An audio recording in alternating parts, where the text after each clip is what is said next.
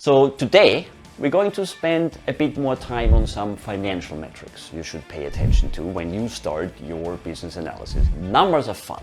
Why? Because they make you invincible if you use them correctly and to your advantage. I learned this throughout my career. So we cover 4 metrics today and then 6 next time. Therefore, it's more digestible because I recommend to stick for both episodes until the end, as only the interrelation of all of these metrics will give you the complete picture you need to make your first decisions.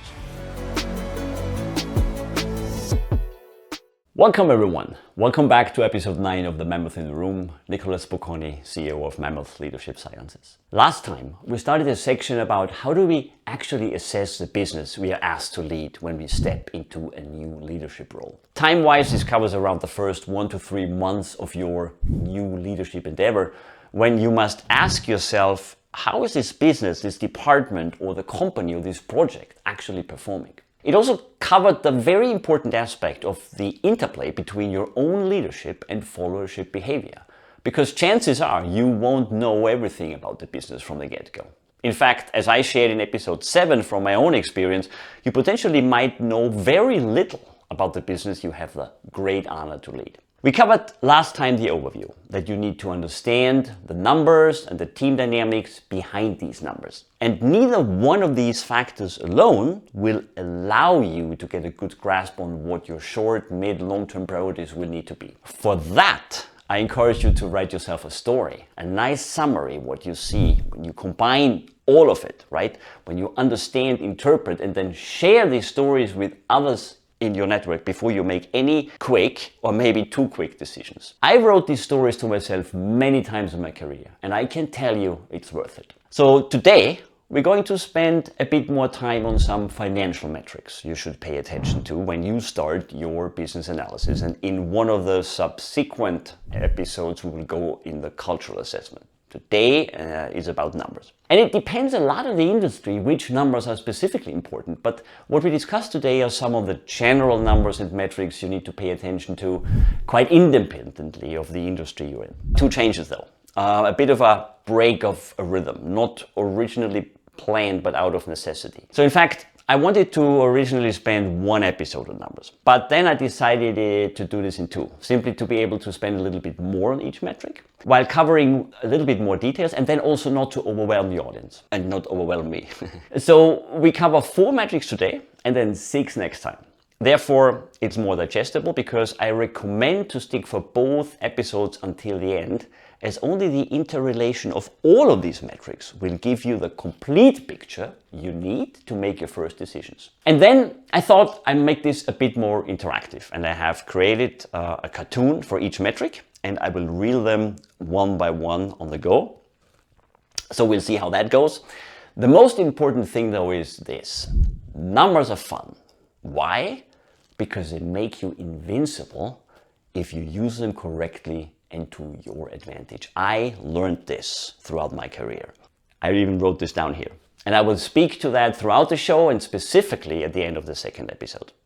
And then secondly, I wasn't able to find only 1 or maybe 2 summary related sources for these metrics and how to improve on them. Therefore, I dove deeper and I found for each number, each metric will discuss 1 specific source, which I will share when we're discussing the metric, versus just the summary in the show notes at the end. And I'm trying this out and we'll see how that goes. One thing up front, I have no affiliation with any of the companies or institutions I will highlight.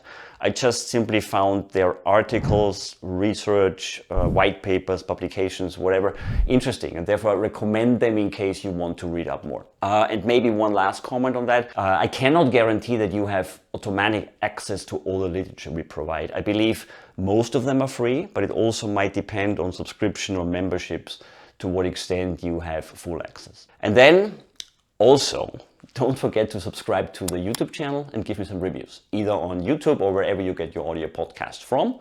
And if you like it, then please like it. All right, ready to get rolling? Let's dive in. So stepping into a new leadership role in a business is both a challenging and rewarding experience. The decisions made in the initial phase can significantly influence the company's trajectory and your effectiveness as a leader. Among the myriad responsibilities you will face, understanding the underlying performance numbers of the business is paramount.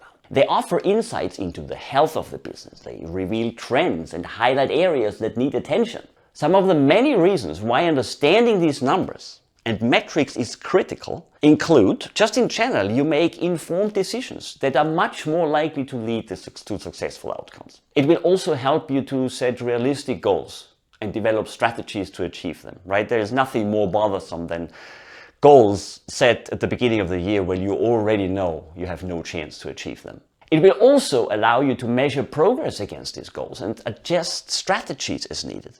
It will help you to decipher which areas of the business are performing well and which are underperforming, which will then enable you to allocate resources more effectively, whether financial, human, or operational. Then, super critically important, as you will need to get the organization behind your decisions, it will help you to craft your story accurately and persuasively.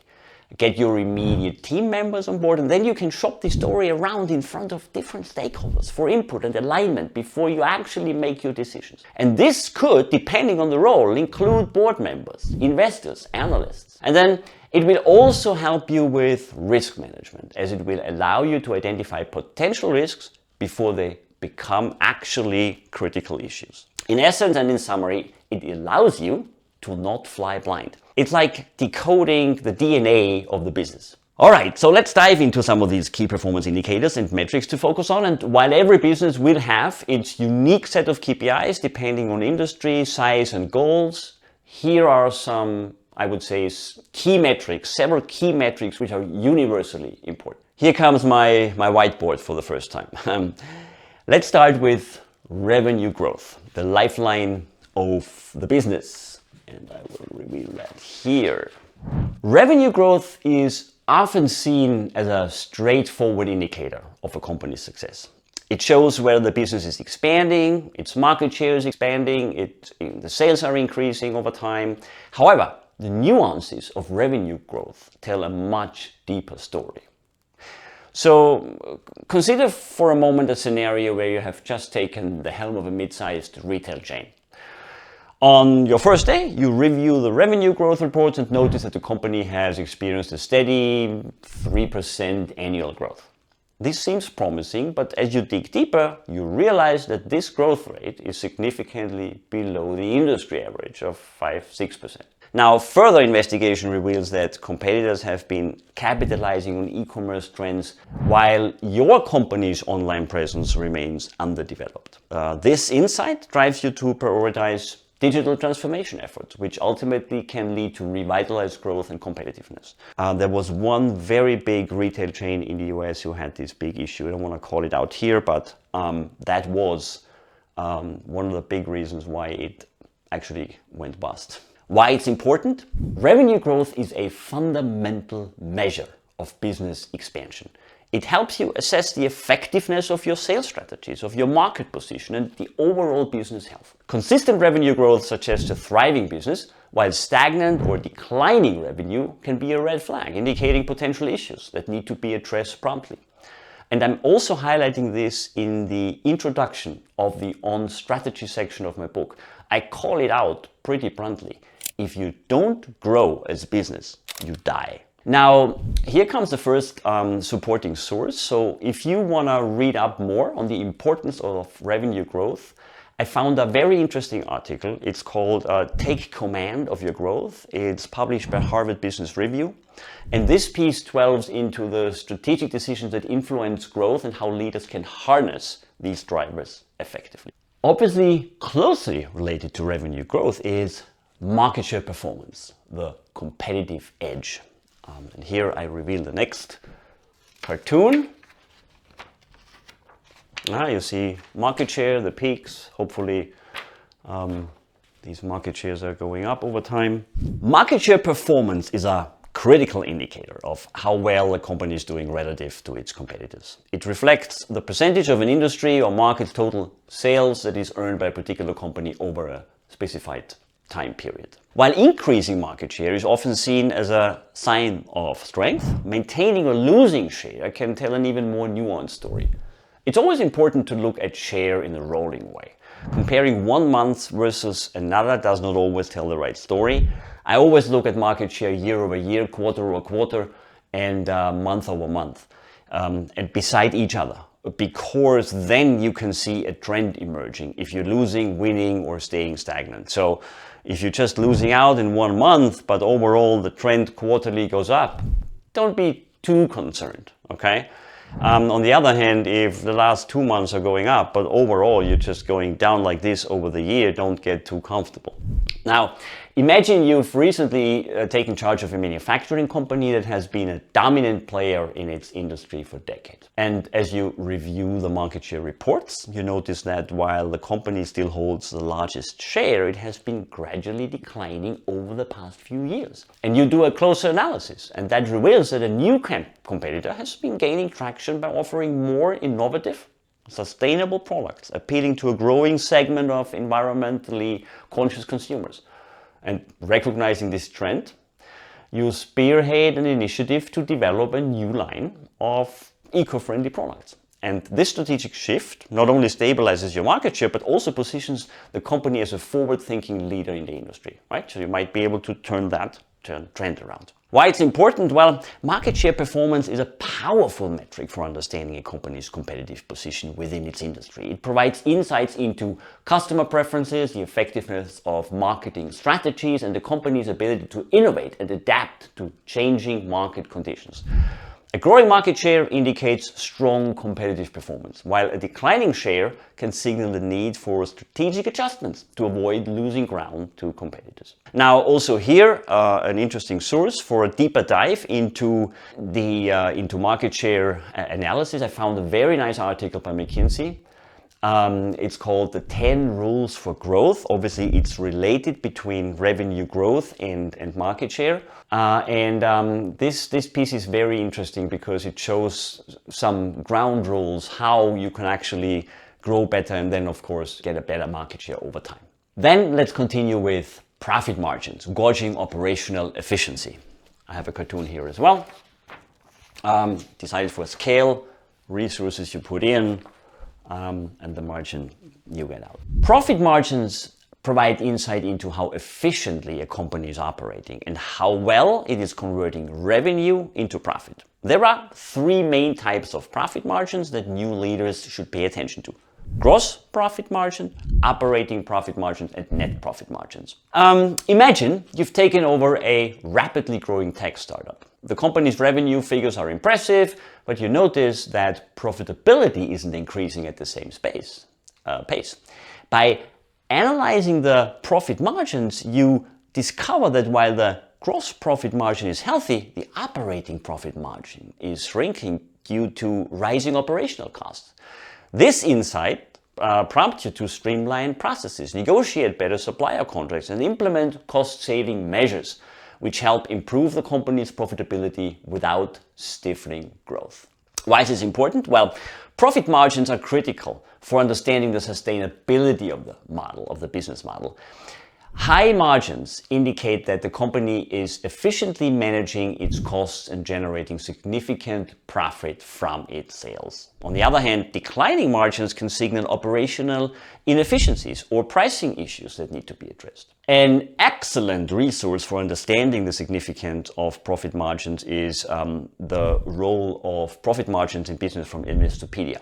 And this article provides a clear explanation of different profit margins and how they impact business decisions. What I like on this one is Investopedia has a lot of links and sublinks, so you can read the overview, but then if you want, you can also go way deeper. All right, what do we have so far? Revenue growth, lifeline of a business, market share, competitive edge, and profit margins, gauging operational efficiencies. Well, we're actually making quite nice progress. And this is the last one for today. Super critically important, and for sure no surprise, let's move to cash flow, the lifeblood of the organization. Here is a cartoon I'm super proud of because it's very creative, isn't it? Cash flow is perhaps the most critical metric for any business. It measures the amount of cash coming in and going out, reflecting the company's ability to meet its financial obligations, invest in growth, and survive during downturns.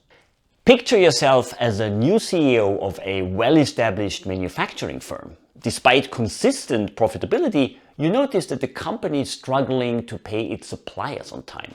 By diving into the cash flow statement, you find that the company's operating cash flow is strained due to extended payment terms with customers and high inventory levels. And armed with this information, you work to renegotiate payment terms, reduce inventory, and improve cash collection processes, ultimately stabilizing the company's cash flow and restoring financial health. Why it's important? Strong cash flow is essential for maintaining day-to-day operations and funding future growth. It provides the liquidity needed to invest in new opportunities, pay off debt, and handle unexpected expenses. Without adequate cash flow, even profitable businesses can quickly find themselves in financial trouble. In the Dynamic Stability Business Framework I introduce in the On Strategy section of my book, I highlight how important it is to work lean, avoid fluff, and to stay nimble, because it will give you the opportunity to have a better cash flow. Invest in the future and save. Why would you want to save? Well, because you need to consistently transform your business into the future, and that includes reinvestment into future strategies and can help you also to overcome the things which never happen, in case they happen, like a pandemic. But how likely is something like that really? I found many articles about why cash flow is king, but I have one by Forbes, and that offers valuable insights into the importance of cash flow management and how it can determine a company's success or failure. It also has a lot of links and sublinks if you want to dig deeper. It's called The Crucial Role Cash Flow Plays in Business Success. Okay, we stop here for this week. Let me remind you, however, again, that all these metrics and numbers we're looking at, they tell a certain story. However, they can't be looked at in isolation without taking the company, department, employee culture into account. I therefore again recommend, like last time, write yourself a story. This was episode 9 of The Mammoth in the Room, and we'll continue next time with the second part of Numbers Make You Invincible. I hope you enjoyed it today, took something away from it. Also, don't forget to subscribe to the YouTube channel and give me some reviews, either on YouTube or wherever you get your podcast from. And lastly, and again I'm mentioning this, keep doing this until the launch. If you're interested in more, there's my book coming out in October. It has the same title as this podcast, The Mammoth in the Room. It offers a practical roadmap how great leaders and their teams embrace evolutionary truths for outstanding business results. And it does it in 3 sections: on people, on strategy, and on implementation. And if you leave us your email, we can put you onto a non-binding pre-order list, and if you'd like to get the book for the e-version, we charge only $2.99 in the way up to the book launch. Thank you very much. Thank you much for tuning in. I'm Nicolas Bocconi, The Mammoth in the Room.